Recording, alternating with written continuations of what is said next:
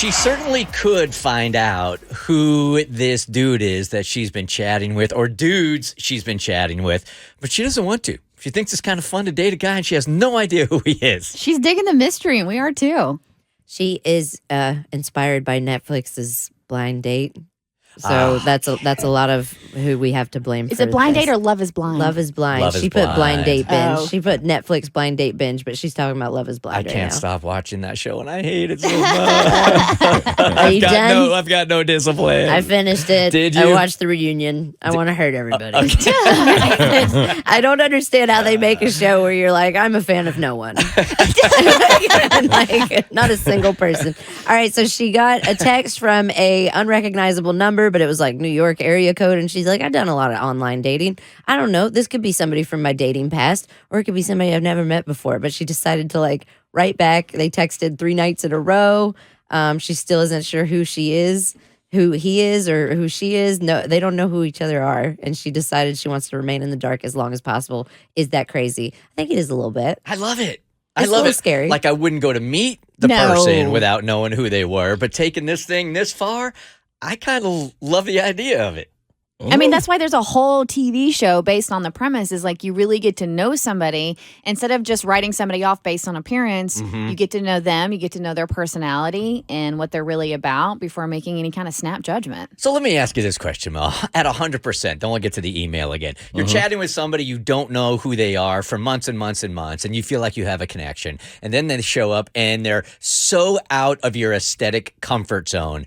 Could you get past that and rely more heavily on the personality part? Or at the end of the day, is that a deal breaker? When you say like so far out, like how far are we talking? Zip codes, states.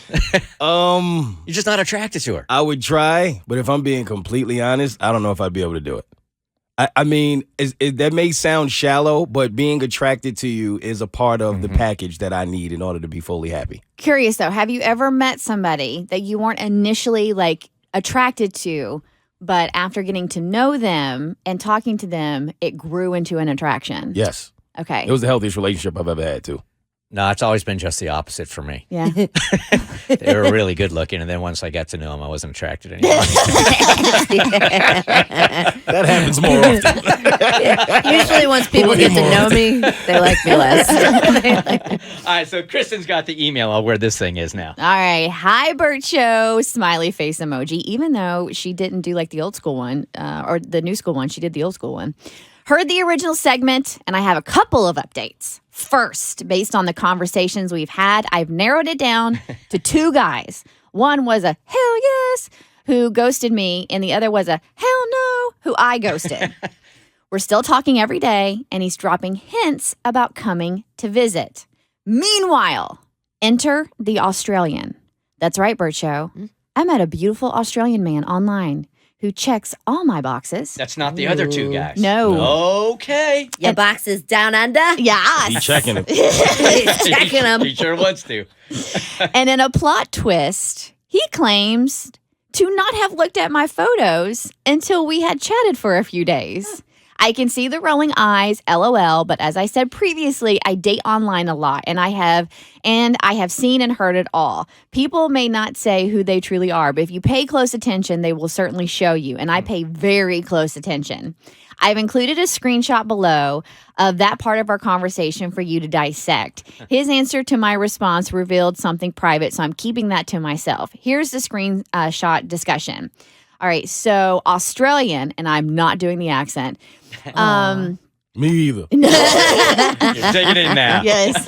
The coach will go everywhere, beach, lake, river, mountains, and the outback. I've got a 4-wheel drive set up to get into the places the coach can't go to, but I won't want to spend too much time away from the penthouse on wheels.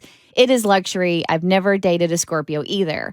I have looked at your profile quite a few times, but not looked at your pics until now. You are a very beautiful lady.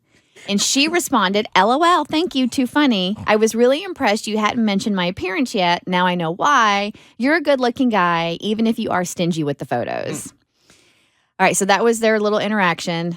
And then she goes on to write to us. Since then, we've emailed for a while, and now we text daily and speak on the phone every night before I fall asleep. We're also making plans for him to visit for a couple of weeks in April. For now, I'm just going to let the universe do its thing and enjoy the ride. Good for her, man. Yeah. Good for her. So she knows who this one dude is, but Yeah. still curious about the other guys. Yeah, and there's two, one that ghosted her and one that she ghosted, and she's hoping it's not the one she ghosted because he was bad news. I can't wait to see how this plays out. This is Good for her. interesting. Good for her. The Bert Show.